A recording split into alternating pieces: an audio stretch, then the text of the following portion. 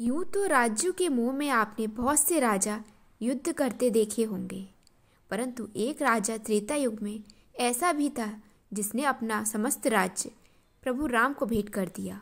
वो भी ये बिना जाने कि राम जी ही विष्णु भगवान का अवतार हैं।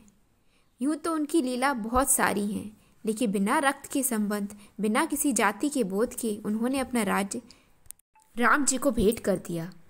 जब राम जी वनवास के लिए प्रस्थान करने को निकले, तब समस्त प्रजा भी उनके साथ चल दी। राम जी ने प्रजा को समझा बुझाकर अयोध्या भेजा और स्वयं अयोध्या की रेखा से पार हो निकले। अयोध्या की रेखा को पार करके वो पहुँचे श्रृंगवेरपुर के राजा गुहों के शासन में। गुहों के राजा निषाद राज थे, जो कि प्रभु राम के मित्र थे। गुहों के राजा निषाद राज ने जैसे ही प्रभु राम को उनकी भार्या सीता और भ्राता लक्ष्मण के संग, वो भी मुनि वेश में देखा, तो बहुत ही आश्चर्यचकित रह गए और पूछने लगे कि ये सब कैसे। तब राम जी ने कहा, हे गुह, मुझे किसी बात का कोई खेद नहीं है और मैं अपने माता पिता की आज्ञा का पालन कर रहा हूँ। मुझे तनिक भी पीड़ा नहीं है। मैं तो सौभाग्यशाली हूँ जो मुझे यह अवसर प्राप्त हुआ। जब निषाद ने अपने मित्र की ऐसी बात सुनी तो उनकी आँख से अश्रु निकलने लगे। राम जी ने तुरंत ये निषाद को अपने हृदय से लगा लिया।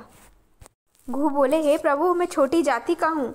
मैं तो आपके चरण धोना चाहता हूँ और मुझ पर हो सके तो एक कृपा करें कि हे अयोध्यावासी, हे राम, मेरे पास ही छोटा सा श्रृंगवेरपुर ही शासन है।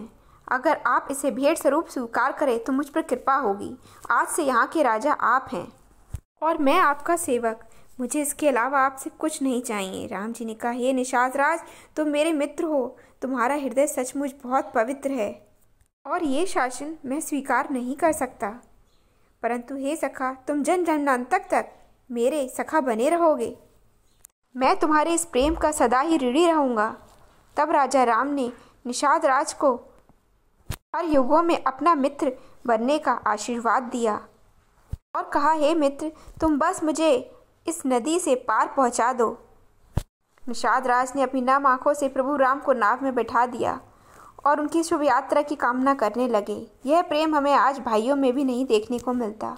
यह प्रेम युगों युगों तक भक्ति, समानता और प्रेम का प्रतीक बना रहेगा।